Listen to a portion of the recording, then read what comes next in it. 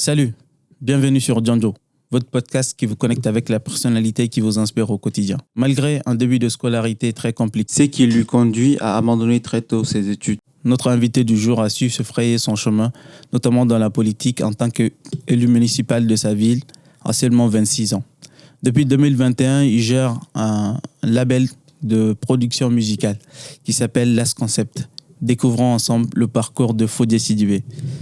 Comment ça va, Fodé? Ça va et toi, Sidi? Ouais, ça va très très bien. Et toi? Ça va super, merci. Bienvenue dans le podcast Django. Et pour commencer, est-ce que tu peux te présenter pour celles de ceux qui ne se connaissent pas d'abord et qui vont te redécouvrir dans cet épisode? Alors tout d'abord, merci à toi pour l'invitation. Merci c'est toujours un plaisir, c'est la l'ensemble famille. Merci à l'ensemble des téléspectateurs, ceux qui suivent ton émission. C'est important d'encourager. Exactement. Ce type d'émission, c'est nouveau. Et je sais que ce genre d'émissions ont besoin des clics, des likes, des commentaires. Exactement. Donc n'hésitez pas. C'est très important. N'hésitez pas à donner votre avis. Exactement. Donc moi, c'est Fodé Sidibé. J'ai 31 ans. Je sais même plus. Je suis né en 93 en tout cas. Okay. Le 27 octobre 1993. Je suis entrepreneur, maire adjoint sur la ville de Stein. Mm-hmm. Et je gère aussi un label de musique avec pas mal d'amis, d'enfance, des grands frères. Le label, il s'appelle Las Concept.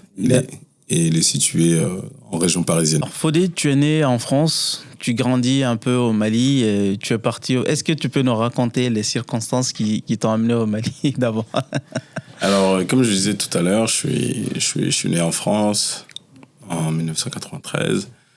À l'âge de 12 ans, je pars au Mali. Mm-hmm. Enfin, mes parents m'envoient au Mali. C'était pour quoi? On sait généralement quand on envoie... Pour plusieurs raisons. Okay. L'une des raisons, c'est parce que je suis l'aîné d'une grande fratrie. Okay. Et chez nous, on fait en sorte que l'aîné par la source puisse être imprégné de certaines choses, de la culture. Okay. Après, il y a la scolarité. À 12 ans, on dit qu'on fait des bêtises, mais à 12 ans, on est conscient de pas mal de choses. Voilà. Donc, du coup, ça m'a amené à faire un séjour de 6 ans au Mali, donc de 2006 à 2012. Mm-hmm. Là-bas, j'ai fait une partie de ma scolarité en 3e. Pour la France, on dit 3e. Au Mali, on dit 9e année. 9e année, ouais. Donc, je me suis arrêté à la 9e année. Et de là-bas, j'ai pu j'ai fait pas mal de rencontres parce qu'entre 2006, 2008, 2009, c'était vraiment à l'époque où le hip-hop commençait vraiment à rentrer, à se faire. Avec les Bawan qui arrivaient, les Gaspig, Ghetto Cafri, Génération RR, etc. Et moi, j'habitais pas très très loin du clan Génération RR. Tu étais à Bankoni et c'était à Tomigorobuku. Ok. Donc je partais là-bas. Je partais à pied très souvent parce que l'argent qu'on me donnait, c'était pour aller à l'école, pas pour les extras. Donc je partais avec mes potes. On partait souvent chez Talbi pour prendre des conseils, chez Ibawan pour prendre des conseils, pareil, chez Sidiki aussi. Ils habitaient tous, Ben Aflo aussi qui était là-bas. D'accord. Et à Bankoni, il y avait Ouzbi, le parolier qui chante toujours. Il y avait Bagarin, Bangoni Gade, aussi, il chante toujours. On faisait un peu d'hip-hop avec Stop One, Airline, qui était représenté par Tyson aussi, qui est aujourd'hui exactement, de la culture. Culture. Ouais. Donc voilà, j'ai roulé un peu ma bosse. Et je pense c'est quelque part, c'est ce parcours-là qui m'a conduit à continuer ça ici en France, à travers le label. Et ces connexions-là, elles ont perduré, elles ont continué jusqu'au jour d'aujourd'hui. C'est pour ça qu'aujourd'hui, on a cette facilité-là. J'ai cette facilité-là de communiquer avec ces artistes et de travailler avec eux. Que ce soit King KG, que ce soit Derkeb, que ce soit Ibawan, Sidiki, tout ça, c'est des personnes avec qui on a vraiment bossé. D'accord. Donc, Last Concept, c'était déjà bien avant prémédité, quoi. Ouais, c'est ça. On va dire Last Concept, c'était avant. Parce qu'à la base, Last Concept, c'est une bande d'amis. C'est une bande de potes. On a commencé avec le nom, comme ça, Last Concept, aux alentours de... En tout cas, moi, dans mes souvenirs, c'est en 2012, hein, quand je suis revenu en France. On a commencé comme ça. On n'était pas structuré. Petit à petit, on avait besoin de salles. On avait besoin de matos qu'on essayait de demander auprès de la municipalité. Et il fallait se monter en association pour pouvoir bénéficier de ça. Donc, on a fait une association je ne sais plus en quelle année, mais voilà, c'est dans ces alentours-là. D'accord. Et petit à petit, voilà, ça a grandi. La demande a grandi. Les gens, ils veulent toujours bosser avec nous. Donc, en 2021, on a eu l'opportunité d'ouvrir officiellement le label avec des structures dignes de ce nom, des studios dignes de ce nom. On l'a fait en région parisienne. Et les artistes n'ont pas hésité à nous rejoindre parce que, en ce qui concerne les artistes maliens, il y avait déjà ce lien-là. Il y avait déjà aussi les échos qui couraient. Ils se parlent entre eux, les artistes. Donc, ils posent la question qui est Fodjié, comment est-ce qu'ils bossent. Donc, ils ont ces échos-là. Et ça en attire d'autres, et d'autres, et d'autres, et d'autres. Exactement. Last Concept, on va en venir, mais le but de Danjo, c'est d'abord relater le parcours. Ouais. Qui est l'homme? Comment est-ce que tu es devenu ce que tu es devenu aujourd'hui? Donc, je vais un peu rétrograder. Ouais. En troisième, ça fait le 9e année au Mali, tu décides d'abandonner ta scolarité. En ce moment, qu'est-ce qui t'a poussé à abandonner tes études si tôt? Ce qui m'a poussé à abandonner mes études, il y a plusieurs raisons. L'une des raisons, c'est j'ai toujours ce truc-là de regarder à long terme et de me dire, là, je vais commencer ça, à quoi est-ce que ça va aboutir? D'accord. Donc, je me suis dit, pour arriver jusqu'au bac, comment je vois le système scolaire au Mali, il faut avoir le DEF. Pour avoir le DEF, c'est encore une autre histoire, etc., etc. Pour te dire, je ne suis même pas allé au DEF. D'accord. Donc, tu n'as pas passé l'examen du DEF? Je ne l'ai pas passé. Ok. Donc, j'étais en 3e et j'étais convoqué, tout ça, hein, j'ai la carte et tout, mais je ne suis pas allé parce que peut-être que j'avais tort ou raison, je ne sais pas, mais je me suis dit, voilà, pour arriver jusqu'au bac, etc., il va falloir que je fasse des longues études. Et moi, j'ai envie d'argent tout de suite. Donc, je vais arrêter et je vais aller chercher l'argent. Donc, il y a eu ça. Et après, voilà, je pense que quand on a envie de quitter quelque chose, on cherche des prétextes. Il y a eu un prétexte où, je ne sais plus si j'avais eu une mauvaise note ou si j'étais arrivé en retard. Le prof, il a dit « Ah, t'as par 4 là ». Il a dit « Prenez-le par 4 ». D'accord. Donc, ce jour-là, j'ai dit « Non ». Tu as pris la fenêtre et puis c'est fini. J'ai pris la fenêtre et j'ai dit bon, voilà, gérez-vous entre vous. D'accord. Ça fait rigoler aujourd'hui, mais à l'époque, quand tu réfléchis aujourd'hui à l'homme que tu es devenu, est-ce que tu regrettes ce choix-là que tu as fait à l'adolescence? Je sais pas. Ce que je me dis, c'est sans ce parcours-là, est-ce que je serais l'homme que je suis aujourd'hui? Je ne pense pas. Est-ce que j'aurais pu être un meilleur homme? Peut-être pas. Donc, je sais pas. On va aller sur le principe que ce que Dieu fait est bon. Donc voilà, je regrette rien du tout. Mais par contre, j'encourage pas ceux qui sont à l'école d'abandonner, parce que c'est important. C'est important et quand tu vas abandonner, bah soit il va te falloir un peu de chance. Ou soit tu as tout de suite un plan B, parce que tes parents ou tes amis ou quelque chose comme ça. Mais voilà. Mais toi, ton plan B, c'est de venir ici en France.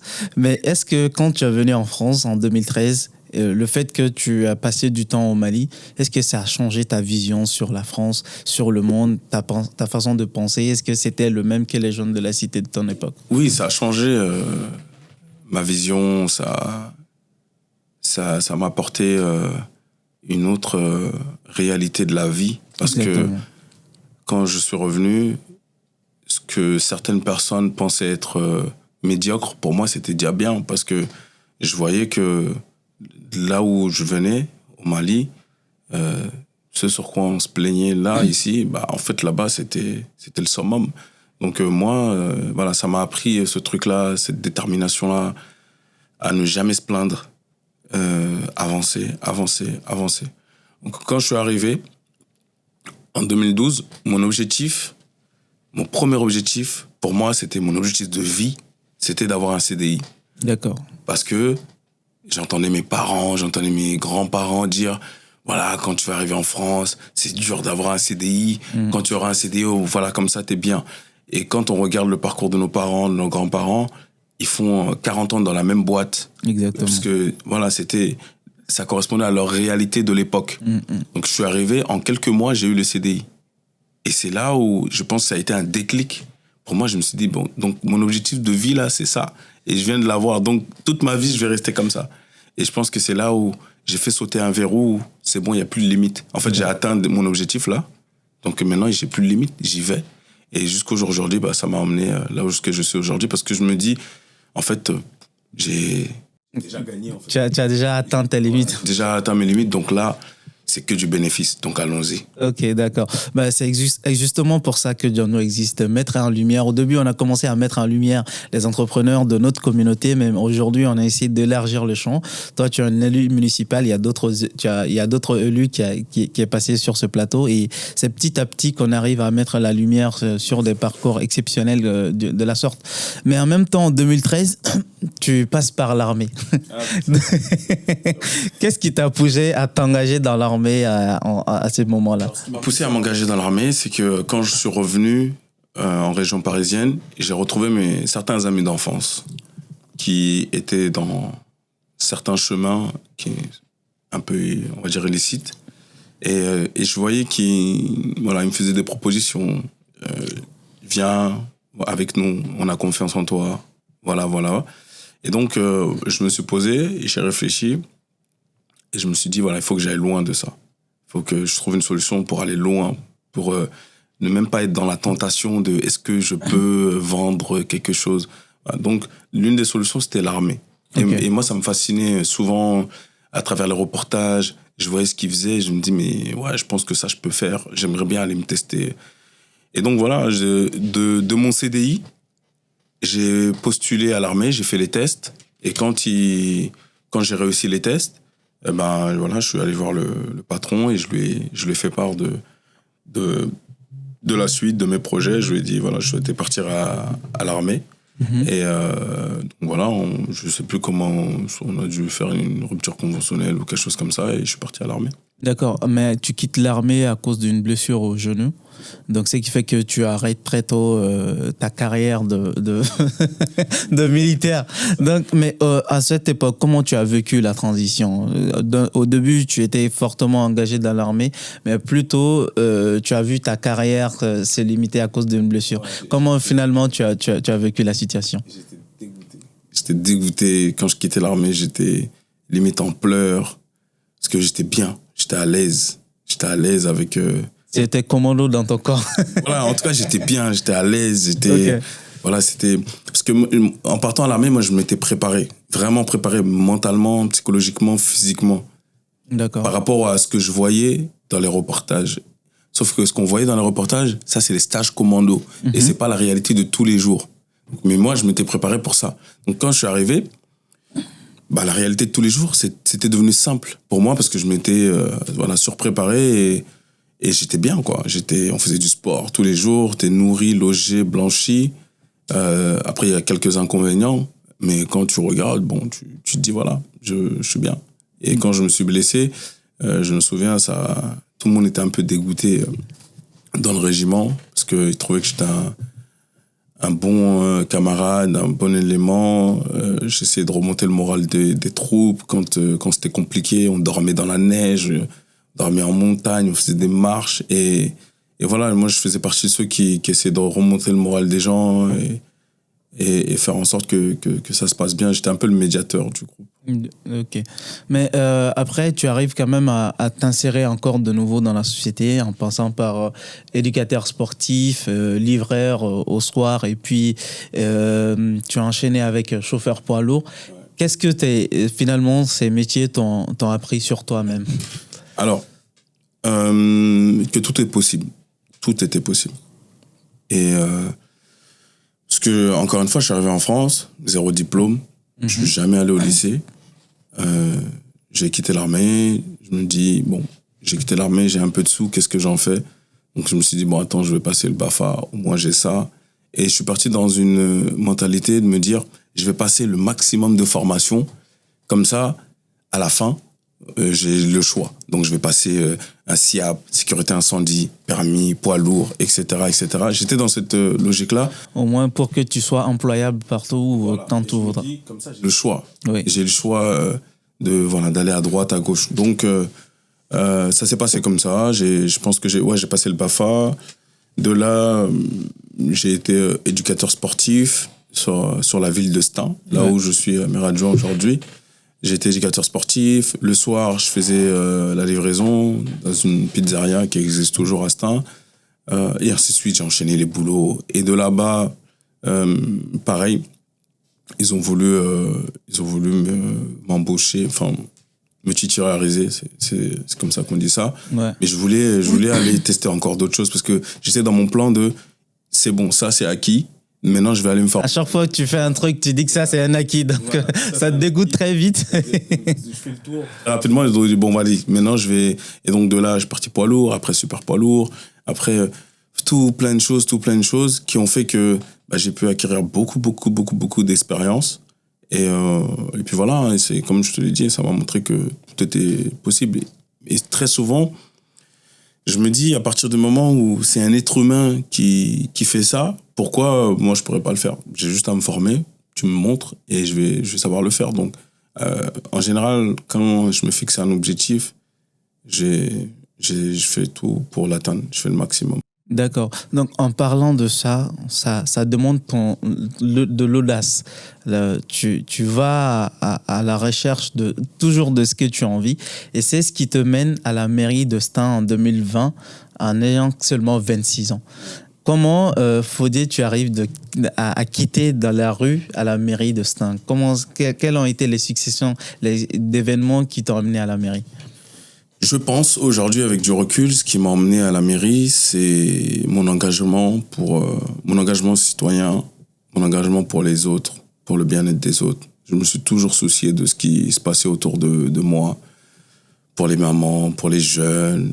Donc je faisais en sorte de mettre en place des événements, d'organiser des concerts, des maraudes, pas mal de choses. J'étais engagé, mais sans rien attendre en retour. J'ai mon boulot à côté, et quand je vois qu'il y a une problématique quelque part ou un besoin, je faisais en sorte d'essayer de contribuer à... D'être toujours serviable. Voilà, c'est ça, au service des gens.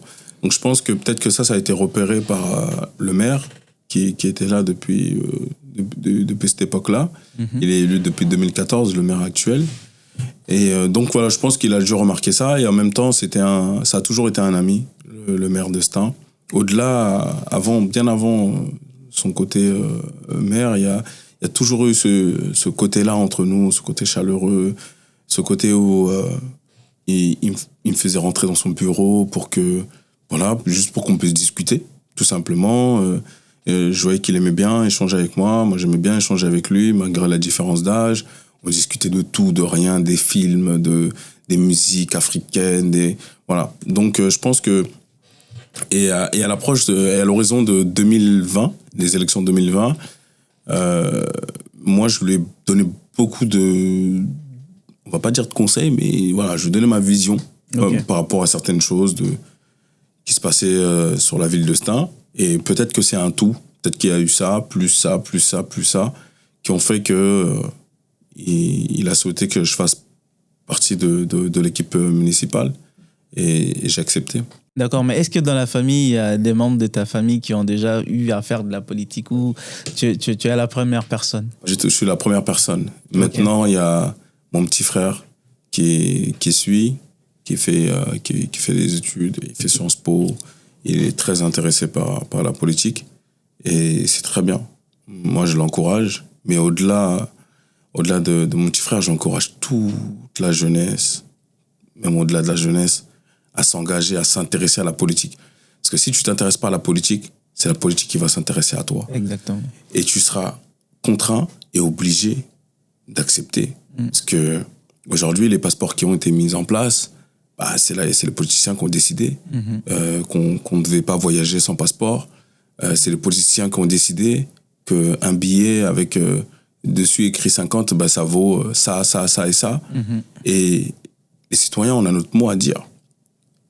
Et pour pouvoir dire notre mot, ça passe par les urnes. Il faut voter pour la personne en qui on croit. Et la personne... dont on partage les mêmes convictions. Dont on partage les mêmes convictions, qui nous écoute et qui va porter notre parole. Donc, moi, j'encourage tout le monde à s'intéresser à la politique. C'est important, surtout dans les quartiers populaires. Dans les quartiers populaires, on a tendance à dire que les politiciens, on s'en fout, c'est des mythos, ils font leur vie. Mais si on les laisse entre eux, ils vont décider pour nous, ils vont venir nous imposer leurs lois, leurs doctrines, et finalement, on sera contraint à l'accepter. Hein. D'accord. Surtout face à la montée de toutes ces extrêmes qu'on voit. Il y a l'extrême droite, il y a l'extrême de la violence qu'on voit tous les jours, chaque matin. Toi, en voyant tout ceci, qu'est-ce que tu te dis finalement? Est-ce que la politique, c'est une meilleure solution pour faire bloc, pour représenter un maximum de voix qui sont sous-entendues? Toi, quelle est la vision de la politique à nos jours? Alors, effectivement, il y a une montée des extrêmes. Il y a une montée de la violence. Il y a une montée de l'islamophobie. On l'a vu encore avec... Aboubacar Cissé, paix à son âme. Avec Aboubacar Cissé qui a été tué dans une mosquée. Si on ne s'intéresse pas à la politique, si on ne s'engage pas politiquement dans les quartiers populaires, nos frères, nos sœurs, nos mamans, nos papas qui peuvent aller voter, qui mettent les bonnes personnes... à la bonne place, à l'Assemblée nationale, dans les mairies. Et bien ça, ces extrêmes-là, l'extrême droite ou autre, ils sont là-bas, ils font ce qu'ils veulent. À partir du moment où ils sont majoritaires, il suffit qu'ils présentent une loi, peu importe la loi, ils peuvent décider demain de dire, demain, vous avez le droit de rentrer chez n'importe qui, sans toquer, sans demander son avis. Si sa tête, elle vous plaît pas, si son prénom, il vous plaît pas, vous le prenez, vous le mettez à droite ou à gauche. Vous pouvez refuser leur accès à l'hôpital, à l'école, etc., etc. Et quand ils vont voter à l'Assemblée nationale ou dans les mairies, c'est la majorité qui compte. Et si eux, ils votent, ils sont majoritaires, nous, on n'aura pas trop notre mot à dire. Nous, on se défend comme on peut. Après, là où la manière dont on va essayer de riposter, c'est de descendre dans la rue, manifester, faire savoir que ça ne nous plaît pas. Mais la finalité, c'est les votes. Ils sont plus que nous. Si jamais ils sont plus que nous. Mais quand tu regardes bien, si tout le monde s'intéresse à la politique, si tous les quartiers populaires s'intéressent à la politique, avec les grosses familles qu'on a, les familles maliennes, les familles algériennes, on a des grosses familles, les familles comoriennes, etc., etc. Si on se met tous à voter, forcément, on aura de l'impact. C'est ça, on aura de l'impact. Il y aura les bonnes personnes aux bons endroits qui pourront porter les bons messages. D'accord. Alors, Fodé, tu viens de prêcher les bonnes paroles de la politique et de l'engagement en faveur de notre communauté, mais de la France de façon générale. Et qu'est-ce qui représente pour toi d'être un élu destin? Je sais que tu es né et grandi, je sais à quel point Destin te tient à cœur, mais aujourd'hui, te voir représenter cette ville, qu'est-ce qui te donne? Quel est l'engouement? Alors, il y a un sentiment de fierté, déjà. Quand on voit les écoles, quand on passe, quand je conseille d'école dans les écoles maternelles dans lesquelles j'étais moi-même, et que je vois que je peux apporter ma patte, ma contribution, ma vision réelle du terrain, parce que j'y vis encore, et parce que je connais la réalité de ce qui se passe. Il y a ce qui se passe dans les documents, il y a ce qui se passe dans les papiers, dans les livres, mais il y a la réalité du terrain. Et quand on prend des décisions, au moment de prendre des décisions, que je prends la parole en disant « Attention, sur papier, ça c'est bien, mais la réalité, c'est ça qui se passe sur le terrain », j'ai l'impression d'être utile, j'ai ce sentiment d'être utile, et je me dis, mais en fait, si on était plusieurs, s'il y avait 3, 4, 5 Fodiers issus des quartiers populaires, comme ça, peut-être qu'on aurait eu un meilleur impact. Peut-être qu'on aurait pu changer plus de choses. Donc voilà mon sentiment en tant qu'élu. D'accord. Je vois à chaque fois, parce on se suit sur les réseaux sociaux, je vois à chaque fois que tu noues les liens par les lois républicaines. On sait que la société, c'est d'abord composée de familles. Et la base de la famille, c'est le lien de mariage. Donc toi, tu scelles le mariage à chaque fois. Quel est le sentiment, l'émotion quand tu es en train de sceller des liens qui on espère vont s'éterniser jusqu'à la mort? C'est ce qu'on dit. Et quelle est l'émotion et est-ce que tu aimerais faire ça toute ta vie? Franchement, ça fait partie des côtés très positifs de la politique. En politique, il y a des côtés très compliqués et il y a des côtés qui sont vraiment positifs où quand tu rentres chez toi, tu es content. Tu te dis, j'ai servi à quelque chose, j'ai apporté ma pierre à l'édifice. Et c'est aussi pour ça qu'on le fait. Et quand on célèbre les mariages, bah, tu as l'impression de faire partie de la vie de ces personnes-là. C'est même pas, tu as l'impression que tu fais partie en fait, de leur vie ce jour-là. Bah, in fine, c'est ta signature qui... Voilà, c'est ta signature qui est là. Et du coup, ça fait partie des bons moments. Quand je célèbre les mariages, j'essaie de faire en sorte que chaque mariage soit différent. Il y a des choses qu'on est obligé de lire, ça fait partie du protocole, les textes de loi. Et au-delà de ça, bah, j'essaie de faire en sorte de personnaliser chaque mariage, d'envoyer un questionnaire avant aux mariés, de leur poser la question comment est-ce que tu l'as connu, et voilà, de faire mettre une touche humaine, ok. Une touche humaine là-dedans, et je vois à chaque fois ça les touche, ça leur fait plaisir, et en fait ce plaisir-là ils nous le renvoient. Ça c'est le côté positif. Je vais en profiter pour parler du côté négatif de la politique. Bah, tout le monde ne peut pas être d'accord avec nous, ça nous on le sait, on l'accepte, mais c'est transformé parfois en haine chez certaines personnes. Il n'y a pas de débat d'idées chez certaines personnes. Si ça se limite au débat d'idées, c'est positif et c'est ce qu'il faut. Ça va nous pousser à nous améliorer. Et avoir les limites de votre réflexion. C'est ça. Mais parfois, ça se transforme en haine qui n'est pas justifiée, ou en tout cas qu'on ne comprend pas. On va perdre des proches, des amis.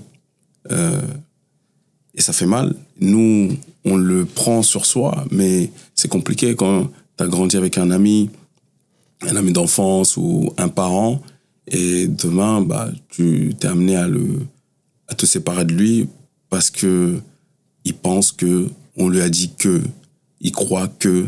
Donc voilà, peut-être certaines personnes pensent qu'en tant qu'élu, tu as pouvoir sur tout. Voilà. Je vais donner quelques exemples. Quand on est élu municipal, en général, le premier sujet, partout, je pense dans la plupart des villes en France, c'est le logement. Exactement. C'est le logement. Ouais. Mais ce qu'il faut savoir, j'en profite pour rentrer dans les détails, ce qu'il faut savoir, c'est que en général, sur tous les territoires, tu as des bailleurs qui viennent, qui construisent leur logement. Dans ces bâtiments-là, il y a un faible pourcentage qui tourne autour des 10%, si je ne me trompe pas, 10 ou 20%, qui revient à la municipalité. Tout le reste, ça appartient au bailleur. Mm-hmm. Si le bailleur il s'appelle 3F, bah, tout le reste, ça appartient au 3F. Nous, la municipalité, notre travail, c'est on prend les dossiers, on les présente au bailleur, on présente 3 dossiers au bailleur, voilà, et le bailleur, lui, décide d'octroyer un logement à un tel ou un tel. Nous, on n'a pas ce pouvoir-là. Sur les 20% de contingent qu'on a ou les 10%, si ça représente 5 logements, à partir du moment où il y a 5 personnes qui sont entrées dans ces logements-là, qui reviennent à la municipalité, ben, t'as plus rien en fait. Ils sont occupés. Et donc du coup, pour pouvoir avoir la main sur ces 5 logements, il faut peut-être qu'il y ait un départ. Et en général, quand les familles rentrent dans les logements, c'est pour 10 ans, pour 15 ans, pour 20 ans, pour la vie. Et donc, pour expliquer ça, parfois, tu vas expliquer ça à un de tes proches, un ami, bah, il va considérer que tu l'as envoyé balader, tu l'as envoyé chier et que tu es là-bas pour rien, etc., etc., etc. Donc, sur ces sujets-là et sur plein d'autres sujets, parfois, il y a un problème d'incompréhension. Et nous, ça nous... C'est votre quotidien. Voilà, c'est notre quotidien. Et en tout cas, me concernant, moi, ça m'impacte, ça m'infecte. Je me dis, c'est dommage. En gros... Mais c'est les aléas du métier. Quoi que tu fasses, dans chaque activité, il y a le bon, il y a le mauvais. Malheureusement, on est obligé de faire avec. Mais Fodé, c'est quelqu'un qui reste pas tranquille. Donc, il aime toujours mettre sa main dans toutes les pattes. Et à côté de ça, en 2021, tu décides de créer ton label. On l'a dit un peu à l'introduction, Last Concept. Donc, Last Concept, c'est déjà depuis l'enfance que tu as côtoyé un peu le monde de la musique, tout ce qui va avec. Mais comment c'est venu l'idée de vraiment structurer Last Concept et de faire vraiment un label pour aider les artistes à pouvoir s'écrire et pouvoir avoir de l'impact sur le monde de la musique? Last Concept existe depuis toujours, parce que c'est une histoire de famille. D'accord. Officiellement, officiellement ouais. En 2021, suite à une demande de plusieurs personnes qui souhaitaient collaborer avec nous, qui souhaitaient faire des choses avec nous, on a été poussé à chercher des locaux et on a pu avoir une certaine opportunité dans la région parisienne. On a eu des locaux sur 300 mètres carrés. On a réussi à avoir 300 mètres carrés de locaux. Et on a ouvert nos structures, qui est composée de 2 à 3 studios d'enregistrement, d'un studio de podcast, de shooting photo, où on peut clipper à l'intérieur. On s'est dit, quand on va ouvrir quelque chose, il faut faire les choses bien. Et on aimerait que quand les artistes viennent chez nous, qu'ils aient accès à tous leurs besoins. Donc, c'est vraiment réfléchi de manière 360. Tu as pu aller là-bas. Ouais. Il y a des chambres où ils peuvent dormir, il y a des douches, il y a la play, il y a pas mal de choses. Donc voilà, aujourd'hui, Last Concept existe. On a collaboré avec pas mal d'artistes, beaucoup d'artistes, notamment que Black Franglish, leur son Boucan qui a beaucoup de titres, qui est beaucoup tourné sur les plateformes. C'est ça, qui tourne beaucoup sur les plateformes, qui a été fait chez nous. Le dernier album de Sidiki, une grosse partie a été fait chez nous. Ibawan, King Keji, beaucoup d'artistes. Nakamura qui a dépassé les barres d'1 milliard de vues sur YouTube. Nakamura aussi qui est passé enregistré chez nous. Donc voilà, j'en oublie. Les Toufan, vraiment ça touche vraiment tout le monde. Aujourd'hui, Last Concept est, on va dire, je vais pas dire mondialement connu, mais on est connu dans pas mal d'endroits. Et notre but, c'est de rendre accessible à tous, de rendre la musique accessible à tous, que tout le monde puisse enregistrer dans les studios de qualité, à un tarif raisonnable et avec un personnel de qualité. D'accord. On voit que Last Concept, c'est un lieu de transmission et d'ascension sociale. Mais tu as cité pas mal de noms qui sont vraiment de renommée dans le monde de la musique. Sidiki, c'est une star de renom au Mali. Aya Nakamura, aujourd'hui en France. Tu as cité les Plus Black. Comment tu arrives à travailler ces gens-là? Quels sont les couloirs de la collaboration avec toutes ces stars? Je pense que la manière... Ce qui fait que ces personnes-là viennent et reviennent chez nous, c'est à la fois le respect qu'on leur accorde, la considération qu'on leur accorde, l'attention qu'on leur accorde. On fait attention aux petits détails. Par exemple, je donne un exemple, Sidiki, je sais que quand il vient, il aime les Caribous bananes. C'est une boisson qu'il aime. Voilà, je sais pas, il est tombé amoureux de cette boisson. Donc quand il vient, on fait toujours en sorte qu'il y ait des Caribous bananes. On lui met ça à disposition. T'as d'autres artistes qui aiment la chicha. Donc on fait en sorte qu'ils aient leur coin où ils peuvent chicher tranquillement. Donc c'est ces petites intentions, voilà. Et surtout les laisser travailler tranquillement. Quand ils viennent au studio, ils viennent pas en tant que stars. Ils viennent en tant qu'artistes qui viennent travailler. Ils viennent au boulot. Donc à partir du moment où tu as compris ça, bah, tu fais en sorte que leur travail se passe bien, que tout soit mis à disposition, et puis ça roule tout seul.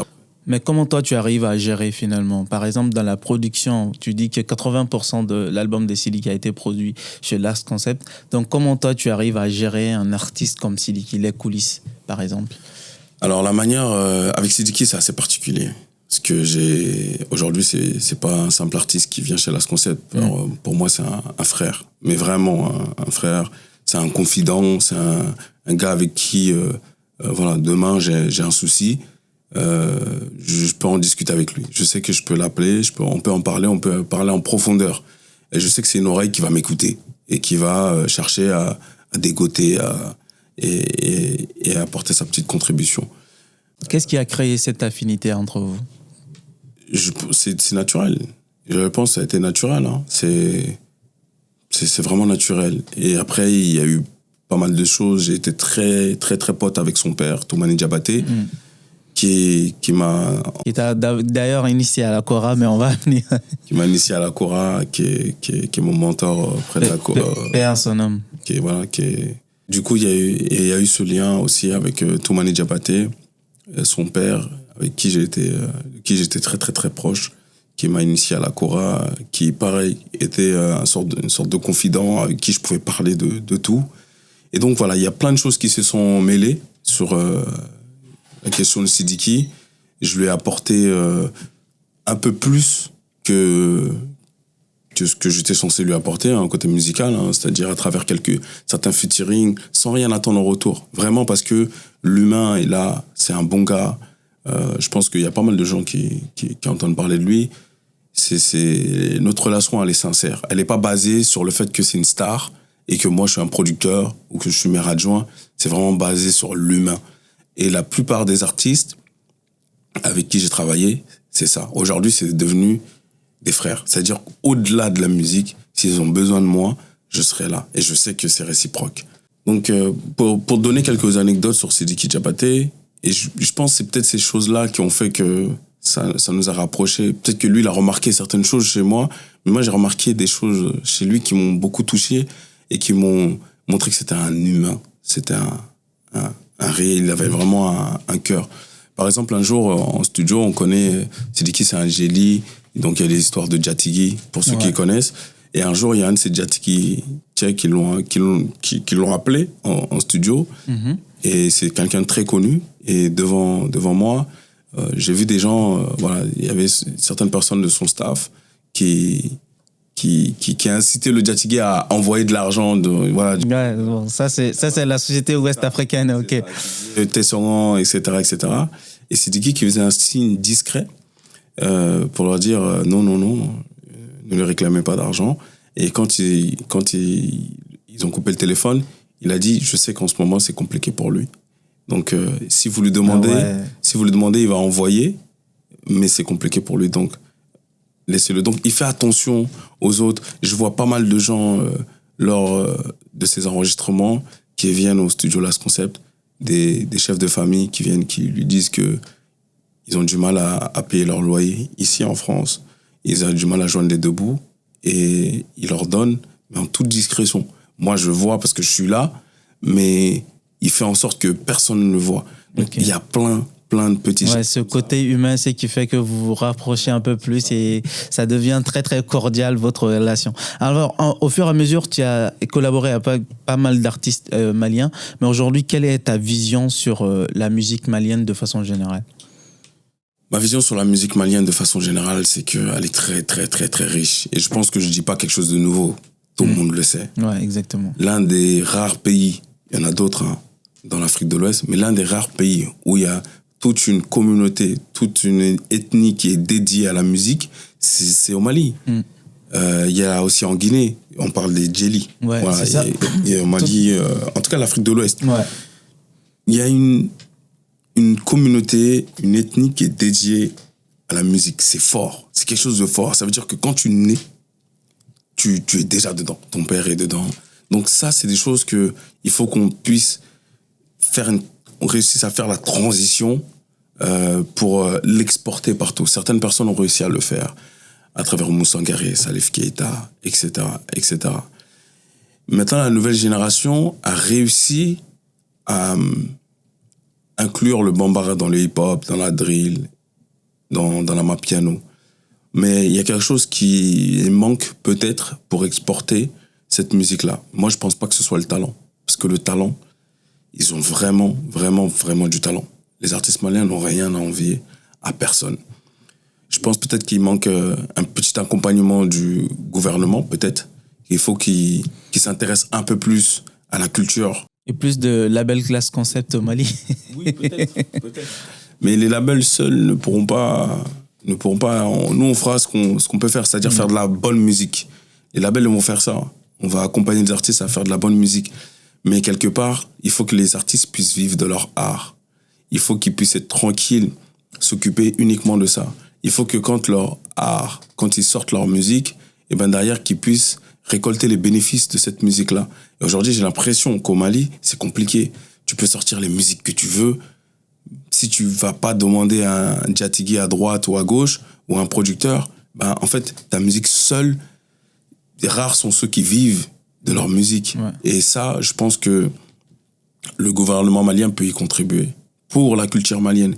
Parce qu'à travers la musique, on peut passer beaucoup de messages. D'ailleurs, l'année 2025 a été décrétée l'année de la culture au Mali. Oui, mais c'est bien, c'est une avancée. Mais on veut plus. D'accord. On veut pas uniquement des phrases. On veut plus, on veut des actes. On veut de l'argent pour les artistes. Donc voilà. Moi, je pense que c'est ce qui manque aujourd'hui à la musique malienne, c'est que les acteurs bossent avec ceux qui nous dirigent et qu'on tire dans le même sens pour l'intérêt du Mali. Parce qu'à travers la musique, à travers la culture, on peut véhiculer beaucoup de messages. On peut véhiculer des messages de paix. On peut valoriser le Mali. On peut développer le tourisme. On peut... parce que, je sais pas, demain, il y a un artiste planétaire qui sort du Mali, même s'il y en a déjà, ça va inciter à d'autres personnes à dire ouais, je vais aller découvrir ce pays.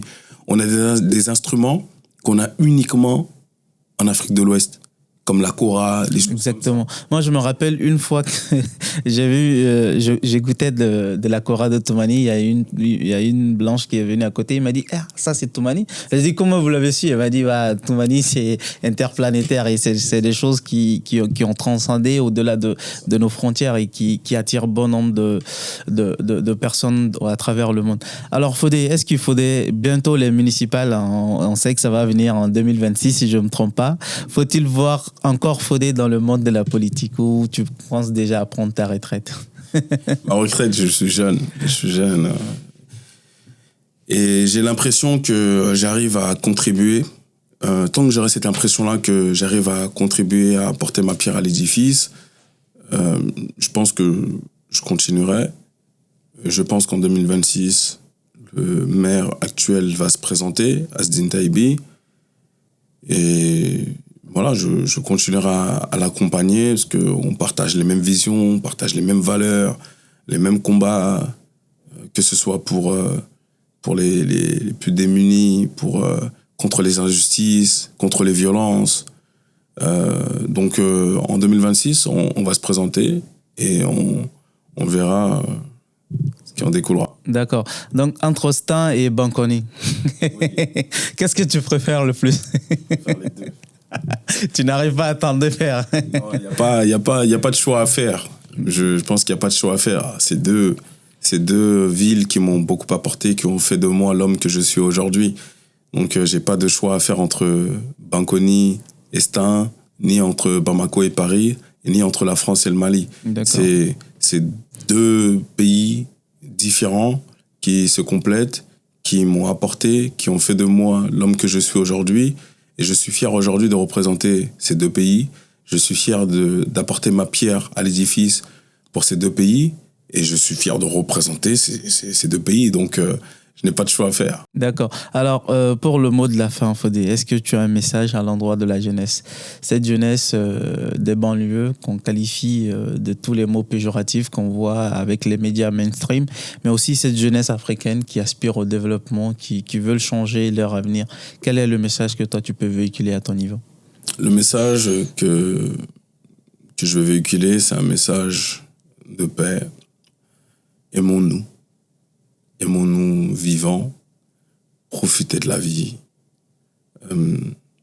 osez. Dites-vous qu'il n'y a aucune limite ce que vous souhaitez faire à partir du moment où il y a un autre être humain qui l'a fait et que tu te considères comme étant être humain, c'est que tu peux le faire. Tu peux le faire peut-être avec d'autres moyens, en passant par d'autres chemins, mais tu peux le faire. Ne pas hésiter à se renseigner, à demander, à prendre conseil auprès de ses devanciers, auprès de ses jeunes frères. Parce que parfois, il y a une certaine jeunesse qui vont se mettre un plafond de verre en se disant, bon, si je vais voir ce chef d'entreprise, ce politicien, il va m'envoyer balader dedans. Je vois beaucoup de chefs d'entreprise, beaucoup de politiciens qui attendent que ça, d'avoir cette jeunesse-là qui ont cette hargne, qui ont cette fougue, qui viennent leur poser des questions, qui puissent partager. Donc on a envie de partager, on a envie de laisser quelque chose, on a envie de voir nos jeunes frères réussir, nos jeunes sœurs réussir, on a envie de voir une meilleure société, on a envie de voir plus de monde avec nous, en politique, entreprendre. Donc n'hésitez pas, n'ayez aucune limite, ne vous laissez pas enfermer par ce que disent les médias, ce que certaines personnes veulent vous faire croire de vous. Si eux, ils n'ont pas la capacité de dépasser cette limite-là, si eux, ils n'ont pas la capacité à débloquer ce verrou-là dans leur tête, eh ben, vous ayez cette capacité-là et avancez. C'était pour vous le Djanjo de Fodé Sidibé. Si c'est ta première fois dans ce podcast, n'oublie pas de liker, de commenter, de partager. Ça nous donnera encore plus de force pour vous apporter des invités de qualité et vous partager des parcours assez exceptionnels. Merci beaucoup à vous. Prenez soin de vous et à très très bientôt.